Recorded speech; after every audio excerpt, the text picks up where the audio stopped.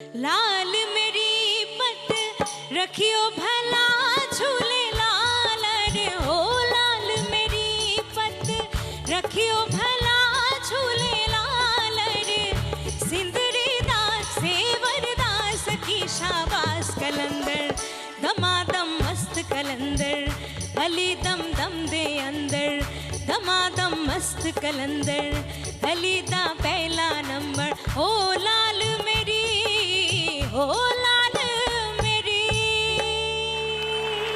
দারুণ very nice very good দারুণ একটা গান দিয়ে আমরা শুরু করলাম আমাদের আজকের পর্ব বুঝতেই পারছেন আজকের পর্ব গানে গল্পে জমজমাট আমার চারজন দিদি আজকে উপস্থিত হয়ে গেছেন আমরা সকলের সাথে পরিচয় করব প্রথমে আছে সঞ্চিতা রক্ষিত নমস্কার দিদি, আমি ঝাঁটিবাড়ি থেকে আসছি। আমি আমার বাবার স্বপ্নগুলোকে কিভাবে স্ট্রাগল করে আর সফল করেছি সেই গল্পই আপনাকে শোনাতে এসেছি। ঠিক আছে থ্যাংক ইউ এরপর আছে শ্রেয়সী চ্যাটার্জি নমস্কার দিদি, আমি হাবড়া থেকে এসেছি। আমি একজন সঙ্গীত শিল্পী। সঙ্গীতের মাধ্যমে মানুষের মনোরঞ্জন করে কিভাবে আমি আমার পরিবারের পাশে দাঁড়িয়েছি সেই গল্প করতেই আজকে তোমার এখানে এসেছি। ভেরি গুড সৌমি রায় নমস্কার দিদি, আমি চাকদা থেকে এসেছি। আমার সোনার সংসার ভেঙে যাওয়ার পর সোনাই আমার কীভাবে বাঁচার নতুন করে রসদ জুগিয়েছে সেই গল্প আজ তোমার সাথে করবো। শুনবো তোমার গল্প। সুবর্ণা দাস নমস্কার দিদি, আমি বাঁকুড়া থেকে আসছি। আমি নিজের জীবনে কিভাবে স্বপ্ন পূরণ করলাম এবং বাবা মায়ের পাশে কিভাবে দাঁড়ালাম সেই গল্প আজ তোমার সাথে করতে এসেছি। ঠিক আছে সবাইকে নিয়ে শুরু করছি আমাদের প্রথম রাউন্ডে খেলা দিদি মেভে জয়তে। প্রথমে আমরা একটু কথা বলবো সঞ্চিতার সাথে। বাবার স্বপ্ন পূরণ করেছো? হ্যাঁ দিদি, কি ছিল বাবার স্বপ্ন? বাবার স্বপ্ন ছিল যে আমি নার্সিং প্রফেশনে আসি, মানে জনগণের সেবা করি। তো আমি বাবা মা আর আমরা 3 বোন নিয়ে আমাদের সংসার মোটামুটি খুব ওই অভাবের মধ্যে দিয়েই চলতো। এইচএস পাস করার পরে কলেজে যখন ফার্স্ট ইয়ারে পড়ি, ফার্স্ট ইয়ারে ফাইনাল পরীক্ষার সময় বাবা হঠাৎ অসুস্থ হয়ে পড়েন। তো রাত্রেবেলা বাবার বুকে ব্যথা হয়, বাবাকে আমরা চেক আপের জন্য নিয়ে যাই। তো রাস্তাতে হঠাৎ বাবার স্ট্রোক হয়ে যায়। বাবাকে ওই অবস্থায় আমরা বাঁকুড়া মেডিকেল কলেজে নিয়ে যাই। ওখানে নিয়ে যাওয়ার পর এমার্জেন্সিতে ডাক্তারবাবু দেখে পর বলেন যে উনি এক্সপায়ার করে গেছেন।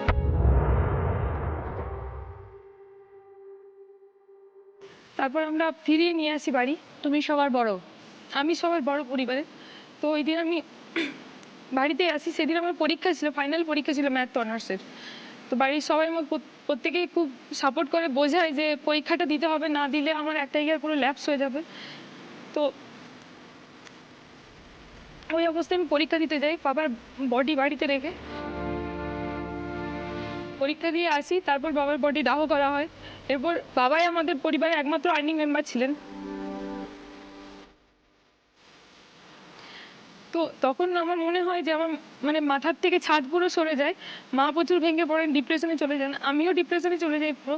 তো আমি সেদিন ধরেই নিই যে আমার স্বপ্নগুলো হয়তো আজ আর সফল হবে না। এবার বোনদেরকে পড়াশোনা শেখাতে হবে। তো মা আমি দুজনেই টেলারিংয়ের কাজ করে পড়াশুনো টিউশন করে নিজেদের পড়াশুনো চালিয়ে যাই। তার সাথে আমার মামা বাড়ি থেকে প্রচণ্ড হেল্প করেন, আমার দাদু ভাই আমার মামুরা মামু মাইমারা প্রচণ্ড হেল্প করেন, ওনারা পাশে এসে দাঁড়ান। আমার বাবার স্বপ্ন ছিল নার্সিংয়ে যাওয়ার। তো আমি নার্সিং পরীক্ষাগুলো দিতে থাকি, ওখানে আমি অ্যাপিয়ার করি। অ্যাপিয়ার করার পর যখন অ্যাডমিশন নিতে যাই তো ওখানে প্রায় 3.5 থেকে 4 লাখ টাকা লাগতো। তো সেই সময় আমাকে দাদুভাই প্রচণ্ড হেল্প করেন, ওই টাকাতে আমি পড়াশুনো করি। পড়াশুনো কমপ্লিট করার পর আমার 28 ফেব্রুয়ারি আমি রিলিজ অর্ডার পাই নার্সিং কোর্স কমপ্লিট করার পর, এবং 1 মার্চ আমি চাকরিতে জয়েন করে যাই। একটা দিনও আমি বাড়িতে বসে থাকিনি, কারণ আমি জানি যে আমার পরিবারের পাশে দাঁড়াতে হবে। এরপর আমার পরিবারে একটু সচ্ছলতা ফিরে আসে।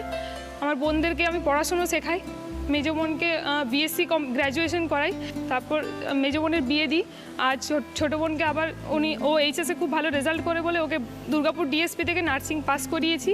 এখনও জয়েন করেছে আমাদের পরিবারের পাশে। আমরা 3 বোনে এখন মায়ের পাশে দাঁড়িয়েছি, মাকে আর কাজ করতে দিই না, বয়স হয়েছে বলে। এখন নিশ্চয়ই সেই কষ্টের সংসার নেই? আমার অনেক স্বপ্ন ছিল যে আমি গান শিখবো, কিন্তু ছোটবেলায় গান শিখতে পারিনি, সেই সুযোগ হয়নি। এখন আমি গিটার মাউথর গান দুটোই স্টার্ট করেছি শিখতে। এখন আমি এনাফ টাইম পাই আমি নিজেকে দেওয়ার জন্য। এরপরে কি ভেবেছো সঞ্চিতা? এরপরে ভবিষ্যৎ কি পরিকল্পনা? এরপরে হচ্ছে বিয়ে টিয়ে করতে হবে বাড়ি থেকে, এটাই বলছে। পাত্র খুঁজছে বাড়িতে? হ্যাঁ মানে পাত্র দেখা হয়ে গেছে, 25 ফেব্রুয়ারি আমার বিয়ের ও date। তোমার বিয়ের দিনও ঠিক হয়ে গেছে? বাহ, তিনিও কি হসপিটালের সাথে যুক্ত?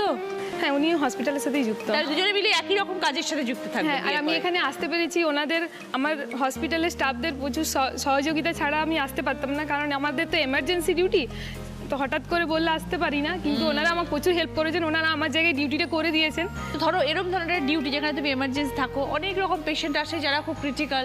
হ্যাঁ অনেক রকম পেশেন্ট আছে, মানে এমন আমরা জায়গাতে কাজ করি যে মেডিসিন খেতে দিলে স্ট্রিপ সহ খেয়ে ফেলে, এটাও বোঝে না যে স্ট্রিপটা ছাড়িয়ে মেডিসিনটা খেতে হয়। তো বলে দিদি এই ওষুধগুলো খেতে খুব ব্যথা করে, গলাতে খুব ব্যথা করে। গলাতে কেন ব্যথা করে বুঝতে পারি না, তো বলছে দিদি এই প্লাস্টিকের জিনিসটা খেতে খুব ইয়ে লাগে, মানে এটা খাওয়া যায় না, এটা ছাড়িয়ে খেতে হয়। আমাদেরকে তো একবার জিজ্ঞাসা করবে, এইরকম মানে এইরকম মানুষদের সাথে কাজ তারা করতে হয়। জানে না কিছুই আর কি। প্রত্যন্ত গ্রাম, ওদেরকে বোঝাতে হয় ভালো করে, মানে অনেক একটা কথা 3 বার 4 বার প্রত্যেকটা বাড়ির ফ্যামিলি প্রত্যেকটা মেম্বারকে বোঝাতে হয়, তবে বোঝে মেডিসিন কিভাবে খেতে হয়। তাহলে এখন তুমি ভালো আছো সঞ্চিতা? এখন তুমি ভালো থাকবে, আরো ভালো হবে, নতুন জীবনে প্রবেশ করছো। হ্যাঁ, দিদি। বোনকেও ভালো রাখতে হবে, এরপরে বোনেরও বিয়ে দিতে হবে, হ্যাঁ, মাকেও ভালো রাখতে হবে। ঠিক আছে, এইভাবেই জীবনে এগিয়ে যাও এবং ভালো থাকবে, সবাইকে ভালো রাখবে। হ্যাঁ এত কষ্ট করে হলেও তুমি বাবার স্বপ্ন পূরণ করেছো, এটাই তোমার কাছে সব থেকে খুশির সময়, তাই না? ভালো থেকো। এবার আমরা দেখবো ওই সকলের জন্য কি খেলা আছে। দেখো স্লিপ আছে আর গাছে প্রচুর আপেল ঝুলছে। যেটা করতে হবে, স্লিপে উঠতে হবে, একটা আপেল ছিঁড়বে, স্লিপে নামবে, নেমে সেই বোলটার মধ্যে আপেলটা রাখবে। এইরকমভাবে 5টা আপেল ছিঁড়তে হবে। এই 5টা আপেলকে কত তাড়াতাড়ি কালেক্ট করতে পারে, যে সবার আগে করবে সে 20 পয়েন্টস, আবার 15 পয়েন্টস, 10 পয়েন্টস, 5 পয়েন্টস। প্রথমে খেলতে আসছে সঞ্চিতা।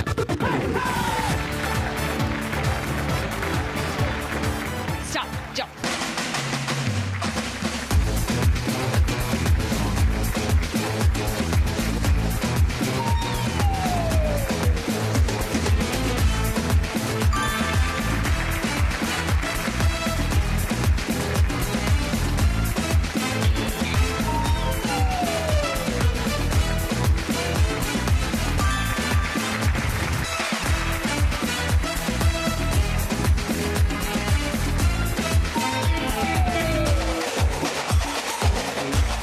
তিনটে হয়ে গেছে, আর দুটো।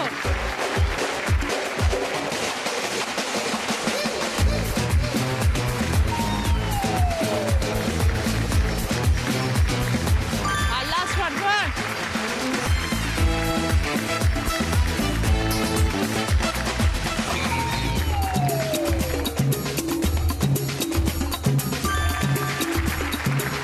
সঞ্চিতা খেলাটা শেষ করেছে 58 সেকেন্ডে। ফিরে এলাম ব্রেকের পর। আপনারা দেখছেন দিদি number 1 season 8 special partner Kutchina small appliances. Shreyasi, তুমি সঙ্গীত শিল্পী, হ্যাঁ দিদি। গান কি ছোটবেলা থেকে ভালোবাসো? হ্যাঁ দিদি, ছোটবেলা থেকেই একদম বাড়িতে গান বাজনার পরিবেশ, সেইভাবেই গানের জগতে আসা। মানে ছোটবেলা থেকে আমরা যেমন দেখি বাঙালি বাড়িতে বিকালবেলা হারমোনিয়াম নিয়ে বসতেই হবে, সেভাবেই পড়াশোনা চলে। তো যেটা হয় সাধারণত পড়াশোনা করতে করতে অনেকের গান বাজনাটা বন্ধ হয়ে যায়, কিন্তু আমি গান বাজনা করার জন্যই আরও বেশি করে পড়াশোনা করেছি, কারণ আমার ভবিষ্যতে ইচ্ছা ছিল গান বাজনাটা নিয়েই পড়াশোনা করার। তো সেভাবেই এগোই, সমস্ত কিছু সেভাবেই চলে। আস্তে আস্তে উচ্চ মাধ্যমিক পাশ করি, উচ্চ মাধ্যমিক পাশ করে তারপর আমি রবীন্দ্রভারতী ইউনিভার্সিটিতে গান বাজনা নিয়েই ভর্তি হই, মিউজিক নিয়ে ভর্তি হই। সেখান থেকে গ্র্যাজুয়েশন করি, MA পাশ করি। তারপরেই আমার একটা ঘটনা ঘটে যায়, যেটা আমার 2016 সালে, মানে আমার MA তখন লাস্ট সেমিস্টার, সেই সময় হঠাৎ করে আমার বাবা অসুস্থ হয়ে পড়েন। জানতে পারি যে বাবার এরকম হার্ট অ্যাটাক হয়েছে। তো দীর্ঘ 18-20 দিন স্ট্রাগল করার পরে বাবা মারা যান। বাবা মারা যাওয়ার পর থেকেই আমার যুদ্ধটা একটা টাইপের, কারণ এতদিন গান বাজনাটা করেছিলাম ভালোবেসে, শখে। আর আমার বাড়িতে যেহেতু আমি একমাত্র মেয়ে, আমার ভাই বোন কেউ নেই, আমি আর আমার মা হাউসওয়াইফ, তো তার জন্য পরিবারের একটা হাল আমাকে পুরোপুরি ধরতে হয়েছে। যেটা হয় যে তখন আমি বাড়ির ছেলে, আমি বাড়ির মেয়ে, শুধুমাত্র শখে না, তখন পরিবারের প্রয়োজনেও, পরিবারের আর্থিক প্রয়োজনেও আমাকে পাশে এসে দাঁড়াতে হয়েছে। এই গান বাজনাটা তখন প্রফেশনালভাবে তখন আমি গান বাজনাটা শুরু করি। সাধারণত হয় যে যখন আমরা স্টেজ শো করতে যাই রাত 10টার সময় হয়তো আমাকে স্টেজে উঠতে হলো, আমি বাড়িতে ফিরছি রাত 1টা 2টো, সেই নিয়ে পাড়া প্রতিবেশীর অনেক রকম কথাও শুনেছি। সব কিছু সহ্য করে তাও আমার মা চেয়েছিল যে যাই হোক মেয়ে তো গানটা ভালোবাসে, আর বাবাও যেহেতু গানের সাথে একটা টাইমে জড়িয়েছিল, মেয়ে গানটাকে নিয়েই আরও উন্নতি করুক। তো দিদি সেভাবেই আস্তে আস্তে এখন গানটা মোটামুটি চলছে।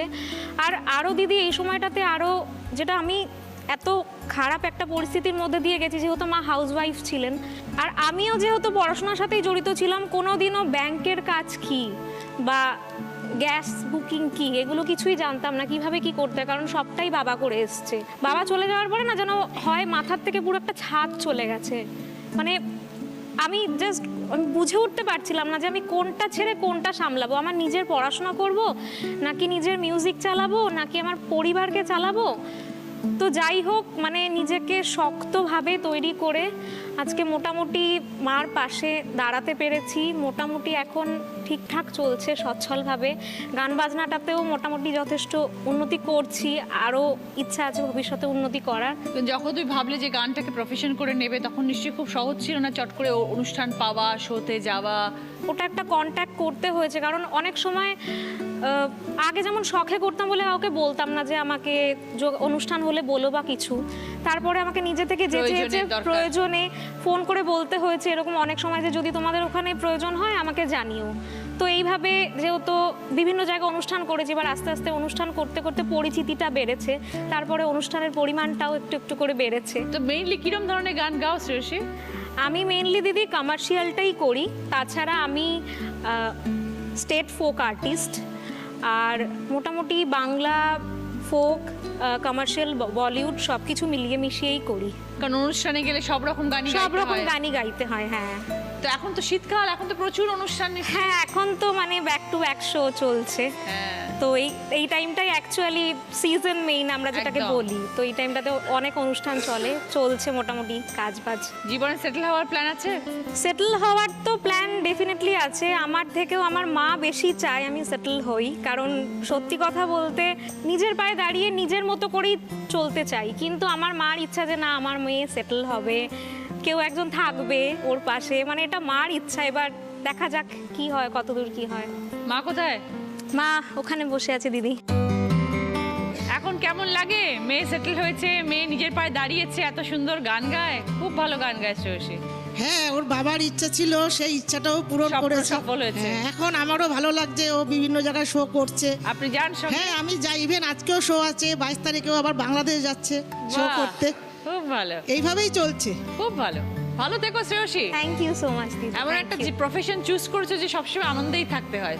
হ্যাঁ, দুঃখ হলেও গান গাইলে আনন্দ লাগে, গান শুনতেও আনন্দ লাগে। একদম। ভালো থেকো এবং জীবনে অনেক বড় হও Shreyasi. Thank you so much.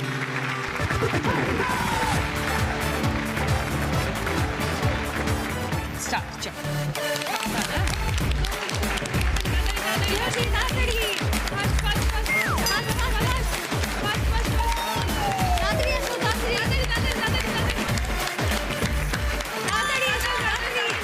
একটা করে আপেল নাও।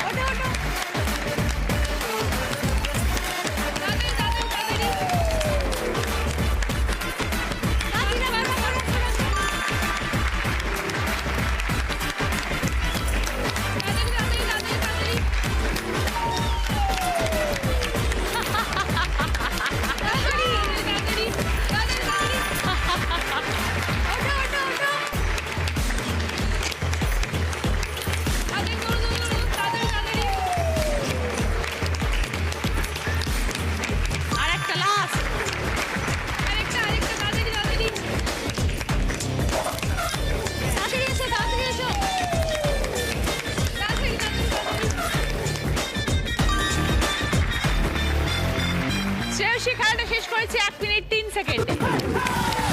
ফিরে এলাম ব্রেকের পর। আপনারা দেখছেন দিদি number 1 season 8 special partner Kutchina small appliances. তোমার সোনার সংসার ভেঙে গেছিল সৌমি, আবার সোনাই সাহায্য করেছে সংসারটা করে তুলতে, কি হয়েছিল? হ্যাঁ, একটু ছোটোবেলা থেকেই বলবো, খুব সাধারণ মধ্যবিত্ত পরিবারের একমাত্র সন্তান আমি। মাধ্যমিক দেওয়ার পরে বাবা ব্যবসা সূত্রে মহারাষ্ট্রে চলে যান, তার সাথে আমি আর মাও যাই, মামারা থাকতেন ওখানে। তা ওখান থেকে উচ্চ মাধ্যমিক দেওয়া পুনে বোর্ডে। উচ্চ মাধ্যমিক পরীক্ষার পরে ছুটির সময় আমরা আবার বাংলায় এসেছিলাম আত্মীয় স্বজনের বাড়িতে বেড়াতে। তা আমার হাজব্যান্ডের সাথে আমার তার আগে আমার অ্যাফেয়ার ছিল, তো এখানে এসে আবার যোগাযোগ হয়, আমরা বিয়ে করি। সচ্ছল পরিবার ছিল হাজব্যান্ডের, সোনার উপর দোকান ছিল, বহু 60 বছরের পুরনো দোকান, প্রতিপত্তিশালী ব্যবসা ছিল, 2 ভাই আমার হাজব্যান্ডরা, ভালো সুখে ছিলাম।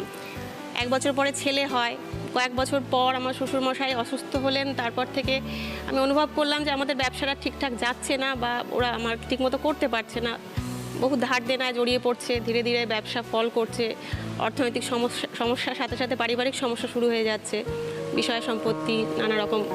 তাই এরকম সময় আমার বাবা অসুস্থ হলেন, সেরিব্রাল হওয়ার পরে বাঁ দিকটা একটু প্যারালাইসিস হয়ে যায়। তা মহারাষ্ট্র থেকে আবার বাংলায় শিফট করে, যেহেতু আমি যাতায়াত করে দেখতে পারতাম না, আমি একমাত্র সন্তান যেহেতু। তা বাবা আমার পাশেই ভাড়া থাকতেন, বাবা মা, আমি দেখাশোনা করতাম এখান থেকে। কিন্তু তাদের জন্য যেহেতু চাকরিজীবী ছিলেন না, ব্যবসার টাকা পয়সা যেটুকুনি অসুখ বিসুখের পেছনে অনেকটা চলে যায়। তাই সেই সময় আমি একটা জব করা শুরু করি, যে যদি একটু সাপোর্ট হয় তাদের জন্য। চাকদায় থাকি আমি, ওখান থেকে চান নিতে আসতাম, প্রায় 3 ঘন্টা লাগতো আসতে যেতে, 3 ঘন্টা। আমি একটা টেলিফোন অপারেটরের কাজ করতাম শেয়ার মার্কেটের অফিসে। পারিবারিক অশান্তি আর ব্যবসা নিয়েও বাড়িতে খুব একটা গণ্ডগোলের পরিবেশ ছিল। একদিন জব থেকে ফেরার সময় শুনছি বাড়িতে মানে আমার হাজব্যান্ড আর ওর দেওরের মানে ভীষণ মারামারি গণ্ডগোল হচ্ছে। তা বাড়িতে যখন ঢুকি, বাড়ি ভর্তি লোক, পাড়ার লোক সবাই উপস্থিত, তার মধ্যে বহু কিছু হয়ে গেছে, মানে অনেকক্ষণ আগে থেকে ঝামেলা হচ্ছিল। তারপরে থানা পুলিশ হলো, তার মধ্যে আমার হাজব্যান্ড মানসিক চাপ নিতে না পেরে ও সুইসাইড করেছিল। হঠাৎ করে না, যেদিন গন্ডগোল হলো তার পরের দিনই করলো। তুমি সাথে ছিলে না? ও দোকানে গেছিল রোজের মতো, ওখানে কারখানা, আমাদের কারখানা পাশেই, ওখানে দুপুরবেলা স্টে করে মাঝে মধ্যে, ও ছিল। আমি অলরেডি থানা পুলিশ করছিলাম যে অনেক গন্ডগোল হয়ে গেছিলো আগের দিনকে। এত বড় দুর্ঘটনা ঘটার পরে পাড়ার লোক আমার একটু সাথ দেয়, যেহেতু বাড়িতে একটা গন্ডগোলের সূত্র ধরেই দুর্ঘটনাটা ঘটে। তা ওরা আমাকে একটা সিকিউরিটি দিয়েছিল, না হলে আমার শ্বশুরবাড়িতে আমারও একটু মুশকিল হচ্ছিলো তখন। তার দেওর ওরা একটু অন্য জায়গায় মুভ করে যায়, আর আমি আমার শ্বশুরবাড়িতেই থাকি, শাশুড়ি মা আমার সাথে থাকেন। কিন্তু সেই পরিস্থিতিতে আমার দুটো সমস্যা সব থেকে বড় আমি সম্মুখীন হলাম। এক হলো আমি সংসারটা কী করে চালাবো, কারণ আমি খুব সামান্য আয় করি, দোকানটা বন্ধ। আর দ্বিতীয় হলো আমার ছেলেটার উচ্চ মাধ্যমিক পরীক্ষা সামনে, মানে ও 12তে উঠেছিল তখন, মানে ওকে আমাকে পড়াতেও হবে, একটা সুস্থ পরিবেশ দিতে হবে, আর আমার সংসারটাও চালাতে হবে। আমার বাবা মা তখন অলরেডি আমার সাথে থাকা শুরু করে। তা আমি একদিন মানে সেই সিদ্ধান্ত নিলাম, আমি কিছু জানতাম না এই ব্যবসায় খুব একটা, আমি দোকানে কখনো বসিনি, তার যে না আমি একবার চেষ্টা করে দেখি, যেহেতু বাড়ির কাছে দোকান, এখানে বসেই দেখি না কিছু করতে পারি নাকি, যদি 2 পয়সা বেশি রোজগার হয়, আর আমিও এখান থেকে ছেলেটার কাছে থাকতে পারবো। মেন হলো আমার এটাই উদ্দেশ্য। পুজোর পরপর ধনতেরাসের দিন দেখে, দোকানে পুজোও খুব অল্প ছিল, দোকান দেনায় জর্জরিত ছিল কম বেশি, কিন্তু আমি সামান্য কিছু টাকা পয়সা জোগাড় করে ধনতেরাসে যেগুলো বিক্রি হয়, রূপোর কয়েন, ছোট সোনার কয়েন, ধনতেরাসের দিন আমার ছেলেকে নিয়ে আমি দোকান খুললাম প্রথম 14 মাস আগে, এই বছরের আগের বছরে। আচ্ছা। আর প্রথম দিনই পুরনো থেকে নতুন কাস্টমার আমাকে এত উৎসাহ দিল, এমনকি আশেপাশেও সব সোনার দোকানই বেশি, তারা এসে বললো যা কিছু বুঝতে না পারি তারা আমাকে বুঝিয়ে দেবে, আর আমি যেন এখানে থাকি, দোকানটা খুলি। তো বেসিক্যালি কি শিখতে হলো তখন সৌমি? যেটা তুমি শিখতে অনেক কিছু হলো। একটা পুরনো কর্মচারী ছিল, অল্প বয়সী ছেলে, ও আমাকে শিখিয়েছে বলতে পারেন সবই। তা ও পাশের দোকানে কাজ করতো, আবার আমারও কাজ করা শুরু করলো, আর আমাকে শেখাতো সব, কেননা আমার কাছে সম্পূর্ণ নতুন ছিল। ওজন করা, সোনাটা হাতে ধরে চেনা, সেটাকে আমাদের ওখানে স্ক্রিন টেস্টিং হয়, একটা অফিস থাকে, সেখানে নিয়ে গিয়ে কতটা পিওর গোল্ড, কতটা খাদ, চোখের দেখা আমি তো বুঝতে পারতাম না, সোনা কি ইমিটেশন দিলেও হয়তো আমি বুঝতে পারতাম না তখন। এখন বুঝি কোনটা সোনা কোনটা ইমিটেশন, তখন কিছুই বুঝতে পারতাম না। ও আমাকে কিছু বলে শিখিয়েছে, কিছু আমি নানা জায়গা থেকে দেখে শিখেছি। তারপরে কাস্টমার যখন নতুন আসতো, আমি বুঝতে দিতাম না যে আমি নতুন, মানে অনেক কিছু আমাকে জিজ্ঞেস করলে আমি হয়তো আন্দাজেই বলতাম, কিন্তু কনফিডেন্টলি বলতাম, যাতে সে নার্ভাস না হয় যে আমি কোথায় আসলাম। তার জন্য আমি অনেক রকম স্ট্রাগল করেছি। যেখানে কর্মচারী যে কাজগুলো করে, আমি কর্মচারীর সাথে থেকে সময় সুযোগ করে দেখেছি। তারপরে যেখানে রেডিমেড মাল পাওয়া যায়, তারা মহাজনরা আমাকে খুব সাপোর্ট করেছে, তারা আমাকে বলে দিয়েছে কতটুকুনি কোন সময় কিভাবে তুললে একটু তোমার ব্যবসা চলবে। সেখানে আমি নিজে গিয়ে ছুটি হয় একদিন, মঙ্গলবার দোকান বন্ধ থাকে, সেদিনটা গিয়ে আমি তাদের কাছ থেকে এগুলো শিখেছি। শিখে 5-6 মাস আমি শিখেছি আর কাজ করেছি। কিন্তু ঠাকুর আমাকে সহায় যে আমার খাওয়া পড়ার কোনো কষ্ট হয়নি। দোকানটা খোলার পর থেকে আমি কীভাবে সংসার চালাবো এটা নিয়ে আমাকে খুব টেনশন করতে হয়নি, আমার চলেছে ভালোভাবে মোটামুটি। ছেলে পরীক্ষা দিল, উচ্চ মাধ্যমিক ফার্স্ট ডিভিশনে পাশ করেছে, তারপর থেকে ওকেও আমি একটু সাথে রাখি। চাকদা কলেজে পাশেই পড়ে, ফার্স্ট ইয়ার, কিন্তু আমি চাই ও আমার সাথে এটাও শিখুক। কাজটা শেখা দরকার। শেখা দরকার, কেন এটা না একা চলে না এই ব্যবসা, মানে কিছু একজন পাশে দরকার যে একটু বোঝে আর একটু বিশ্বাসযোগ্য হয়। পরিবারের শাশুড়ি বলো, শাশুড়ি মা প্রথম একটু মনক্ষুণ্ণ ছিলেন, একটু যেহেতু রক্ষণশীল পরিবার, তারপর বাবা মার সাথে থাকে, কিন্তু দোকানটা যখন রানিং হলো বা এতদিন পরে তো উনি এখন খুশি। খুশি।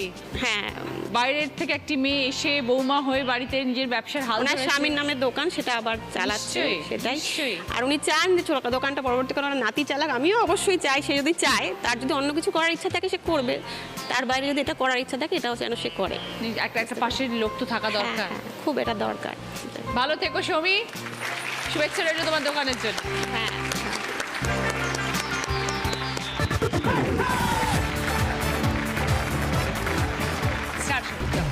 সাবধানে করবে।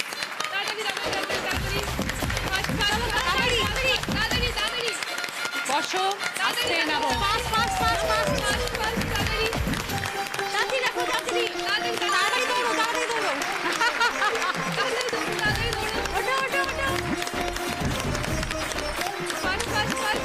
জলদি জলদি জলদি জলদি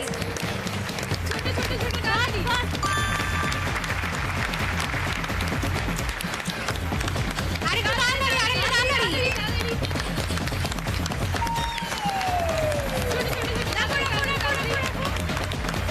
দৌড়ো দৌড়ো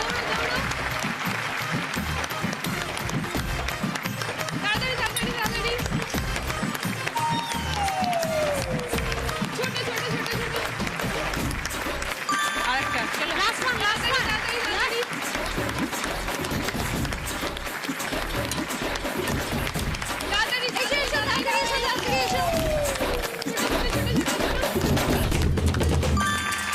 সৌমি খেলা শেষ করেছে 1 মিনিট 6 সেকেন্ডে। সুবর্ণা, বাঁকুড়া থেকে এসছো। হ্যাঁ দিদি, বাঁকুড়া থেকে এসেছি। অডিশন দিয়েছিলে ওখানে? হ্যাঁ, ওখানে অডিশন দিয়েছিলাম, রবিবার ছিল, খুব ভালো ছিল।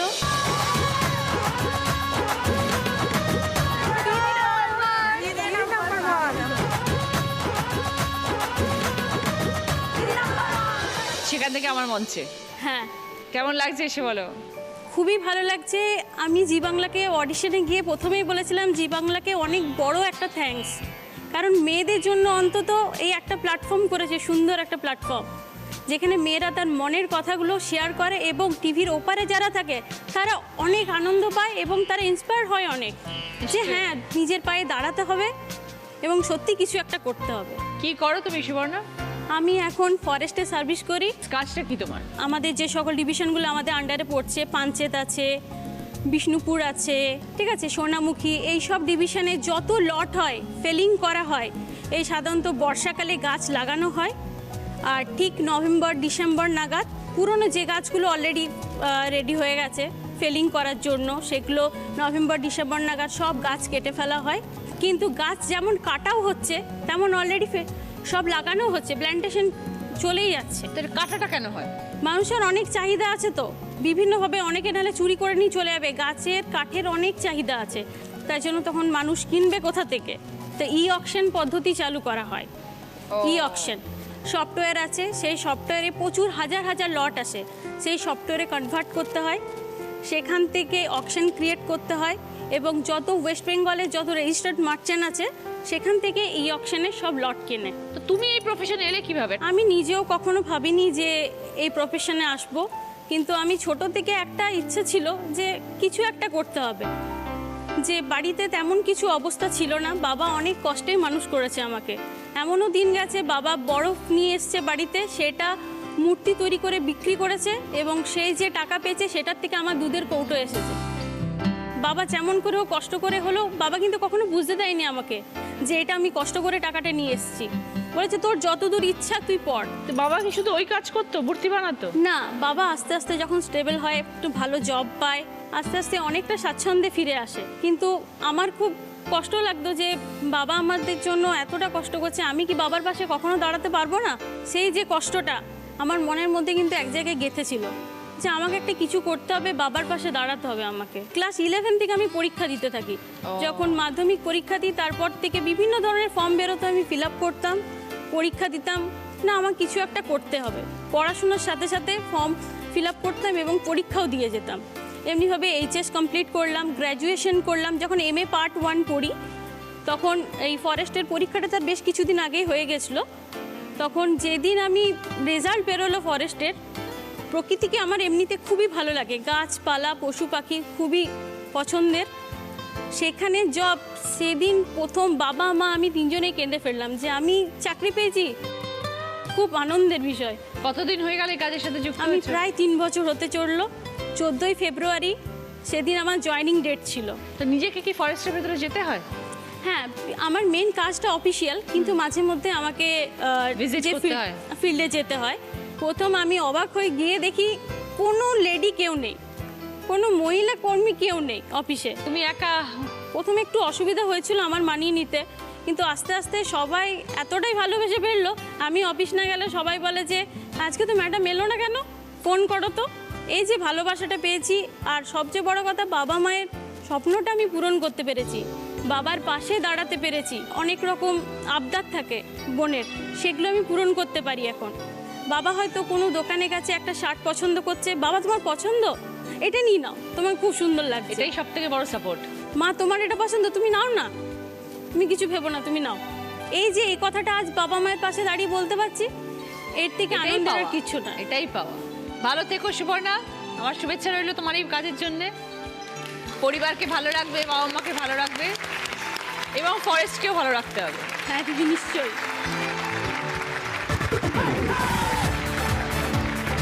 স্টার্ট, গো। সাবধান,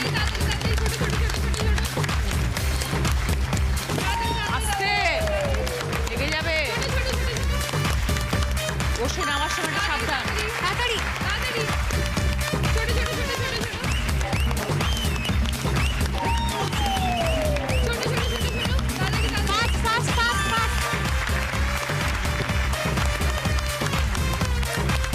তাড়াতাড়ি তাড়াতাড়ি তাড়াতাড়ি।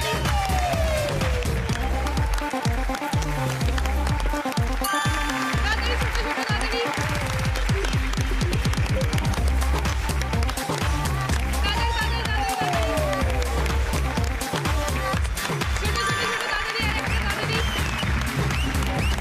লাস্ট লাস্ট তাড়াতাড়ি।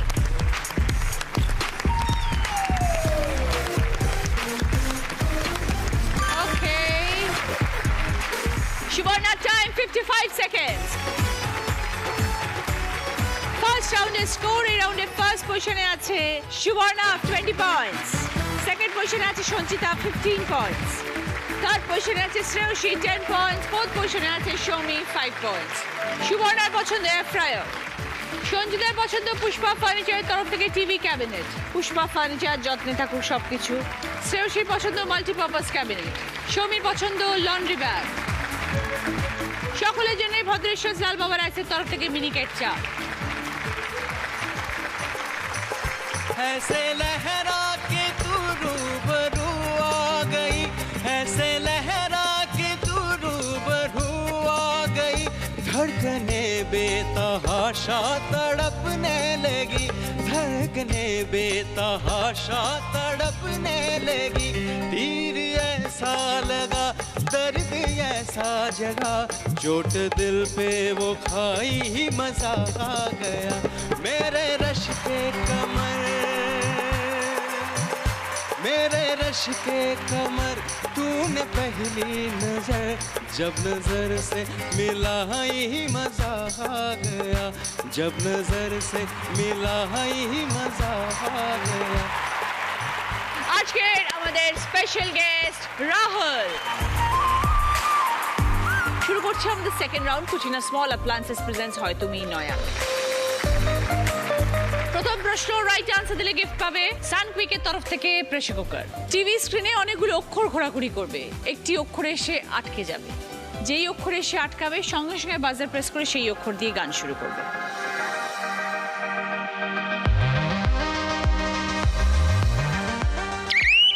শ্রেয়সী, হে কি হলো, কেন হলো?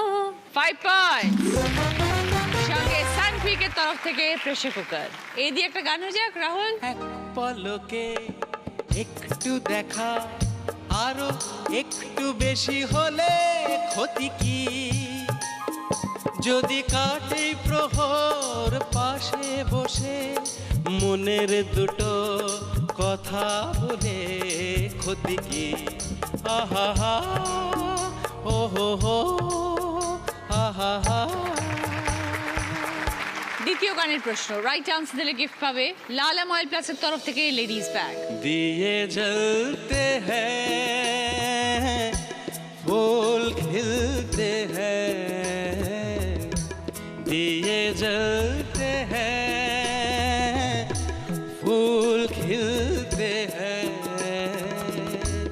बड़ी मुश्किल से मगर दुनिया में दोस्त मिलते हैं दिए जलते हैं। এই সুরে কোন বাংলা গান রয়েছে? दिए बोलो। जलते हैं फूल खिलते हैं।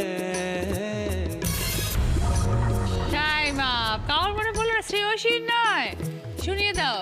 ডেকে ডেকে কত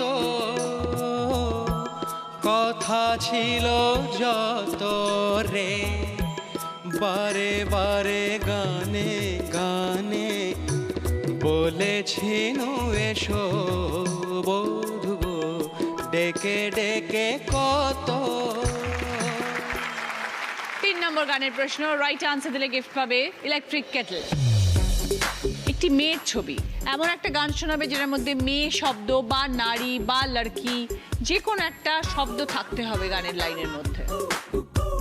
বলো সঞ্চিতা। लड़की बड़ी अनजानी है सपना है सच ये कहानी है। ওকে 5 পয়েন্টস। সঙ্গে ইলেকট্রিক কেটল। রাহুল আমি নারী দিয়ে শোনাই একটা। শুনিয়ে দাও। ওদের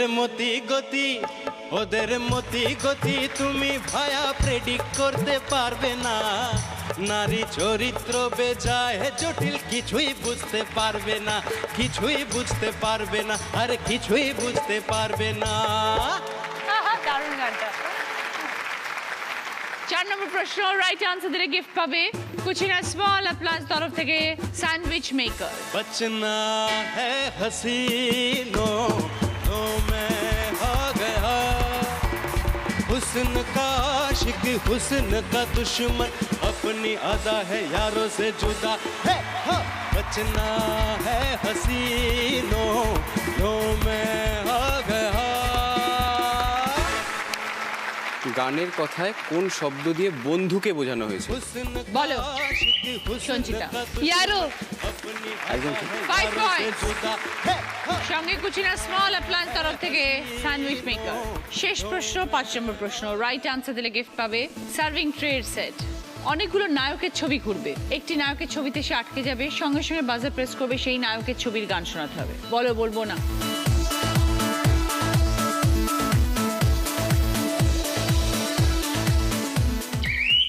শ্রেয়সী। You're my love, जाने जा you're my love, hey you're my love, जाने जा oh my love, जब से तुझको देखा मैंने तुझको देखा कुछ भी ना सोचा ना समझा। 5 पॉइंट्स। সঙ্গে সার্ভিং ট্রের সেট। और चुमने की रात है चुमने की बात है अल्लाह बचाए मुझे दरबार से।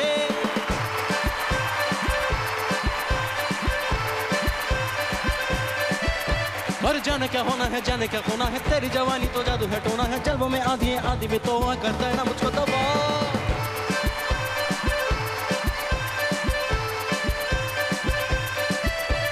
सारी के सारी है तू गोला बारी के मुश्किल है खुद को बचाना मारी न डाले मेरी जान निकाले उफ अल्लाह बचाए मुझे खाए तेरे प्यार से।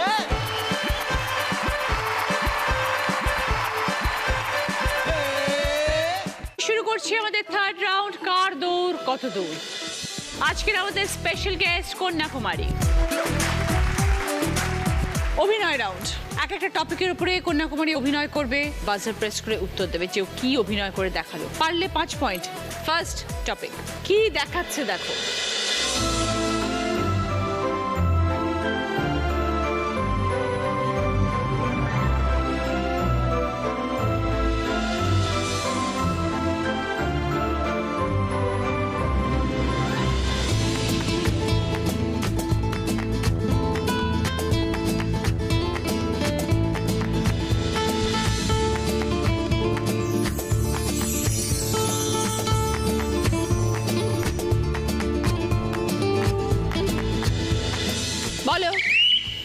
শ্রেয়সী। লজ্জাবতী লতা। ওকে 5 পয়েন্টস। দ্বিতীয় টপিক প্রবাদ বাক্য।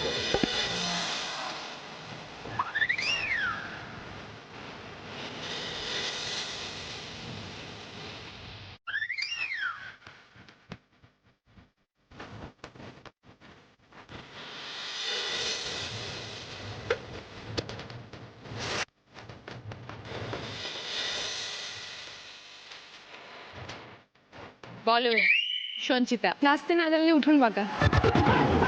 5 পয়েন্টস। 3 নম্বর টপিক কি দেখাচ্ছে?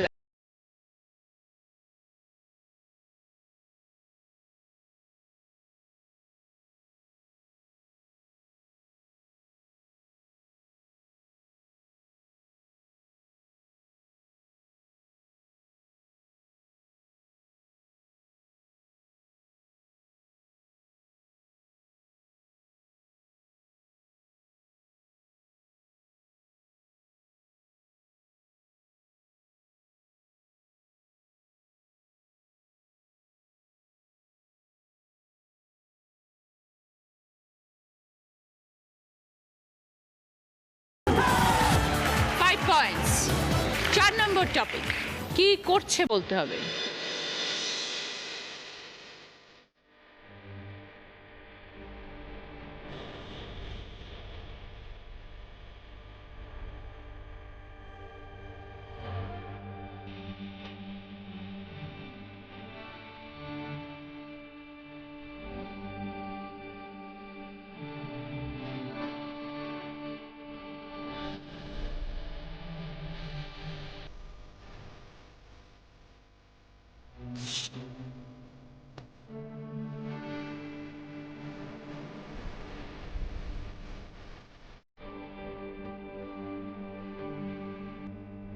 বলো সঞ্চিতা।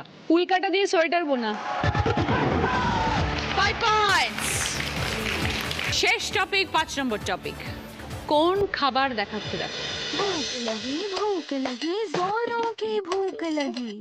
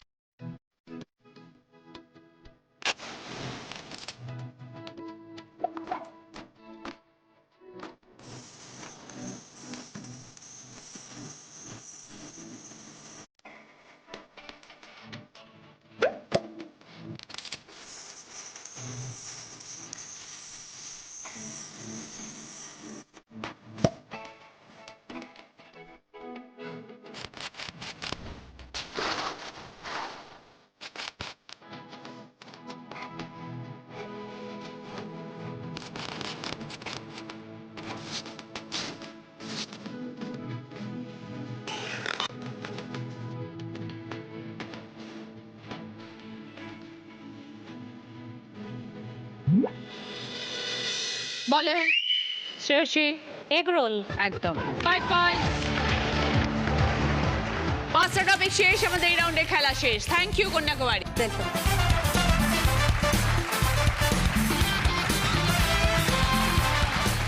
থার্ড রাউন্ডে স্কোর। এই রাউন্ডে ফার্স্ট পজিশনে আছে সঞ্চিতা 15 পয়েন্টস। সঞ্চিতার পছন্দ ভদ্রেশ্বর লাল বাবা রাইসের তরফ থেকে গ্রসারি আইটেম। সেকেন্ড পজিশনে আছে শ্রেয়সী 10 পয়েন্টস। এটা নেই। ওকে, শ্রেয়সী পছন্দ টোস্টার। আমার কস্টিউম স্পন্সর করেছে আজকের নন্দিনী, যিনি আজ দিদি নাম্বার 1 হবেন তিনি পেয়ে যাবেন ওরিয়েন্ট জুয়েলার্সের তরফ থেকে সোনার হার, মুখরোচক চাঁচুয়ের তরফ থেকে গিফট হ্যাম্পার। শুরু করছি আমাদের শেষ রাউন্ড, বুদ্ধিতে বাজিমাত। প্রথম প্রশ্ন সঠিক উত্তর দিলে গিফট পাবে উপাসনা মাস্টার অয়েলের তরফ থেকে গিফট হ্যাম্পার এবং রুম হিটার। 3টে শব্দ, বিছানা, উনুন, পাটালি। প্রত্যেকটা শব্দ থেকে একটা করে অক্ষর নিয়ে একটা নতুন শব্দ বানাবে।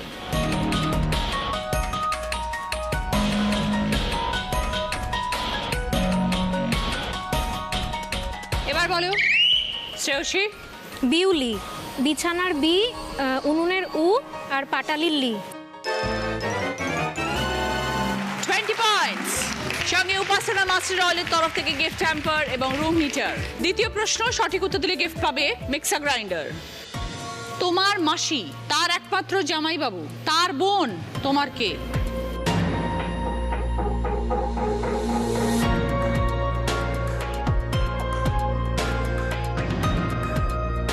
এবার বলো সঞ্চিতা। আমার পিসি, বোঝাও। আমার মাসি, তার একমাত্র জামাইবাবু মানে আমার বাবা, আমার বাবার বোন, আমার পিসি। 20 পয়েন্টস। সঙ্গে মিক্সার গ্রাইন্ডার। 3 নম্বর প্রশ্ন, রাইট আনসার দিলে গিফট পাবে জি বাংলা প্রাপ্তির তরফ থেকে শাড়ি। ঘরে বাইরে দারুণ ব্যস্ত, ফেলার সময় নেই, বন্ধ ঘড়ির ঘুরছে কাটা, দেওয়া হলো যেই, কি বিষয় ধাঁধা?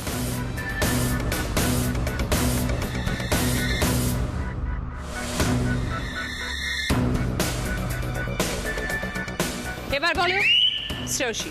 দম। বোঝাও। ঘরে বাইরে আমরা দম ফেলার সময় পাই না, আর ঘড়িতে দম দিলেই ঘড়ির কাঁটা ঘোরে।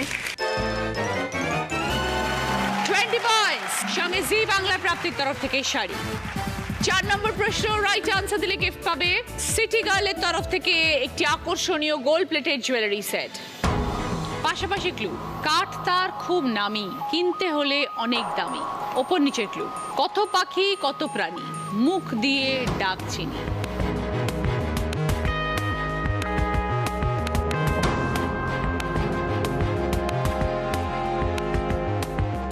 এবার বলো সমী। মেহগনি আর হরবলা। 20 পয়েন্টস। সঙ্গে সিটি গার্লের তরফ থেকে আকর্ষণীয় গোল্ড প্লেটেড জুয়েলারি সেট। শেষ প্রশ্ন, 5 নম্বর প্রশ্ন, রাইট আনসার দিলে গিফট পাবে গ্যাস ওভেন। শেষ প্রশ্ন 30 পয়েন্টসের আনসার, ভুল করলে -20। এই মুহূর্তে দিদি নাম্বার 1 হবার লড়াইয়ে আছে সঞ্চিতা এবং শ্রেয়শ্রী। সঞ্চিতা স্কোর হচ্ছে 60, শ্রেয়শ্রী স্কোর 70। ছবিটা ক্লু, শূন্যস্থান পূরণ করো। 4টে শব্দে উত্তর।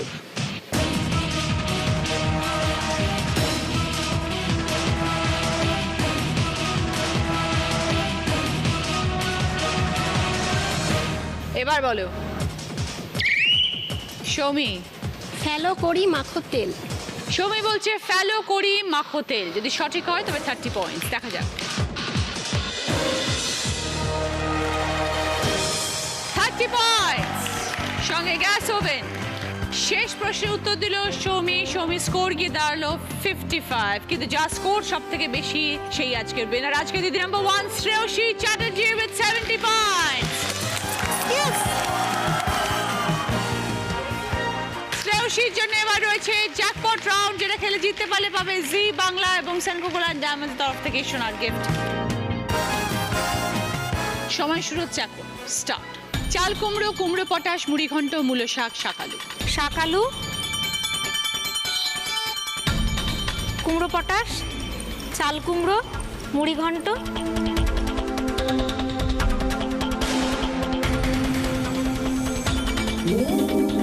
চাল কুমড়ো, কুমড়ো পটাশ, মুড়ি ঘন্ট, মূলো শাক, শাকালু। শাকালুর পর মূলো শাক, মূলো শাক, তারপরে মুড়ি ঘন্ট, তারপরে কুমড়ো পটাশ, লাস্টে চাল কুমড়ো। সঞ্চিতা মেমেন্টো তোমার, সুবর্ণার মেমেন্টো, সৌমির মেমেন্টো, উইনারের ট্রফি শ্রেয়সী।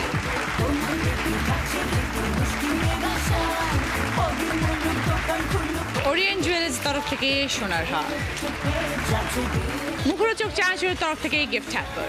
মিয়ামরের তরফ থেকে দিদি নাম্বার 1 কে। মিয়ামরের তরফ থেকে সকলের জন্য গিফট হ্যাম্পার। বাঞ্ছারামের তরফ থেকে মিষ্টির গিফট হ্যাম্পার। মিষ্টি মানেই বাঞ্ছারাম। আজকের মতন এই পর্যন্তই। সবাই ভালো থাকবেন, আগামীকাল দেখা হচ্ছে। এরপরে দেখবেন আলো ছায়া।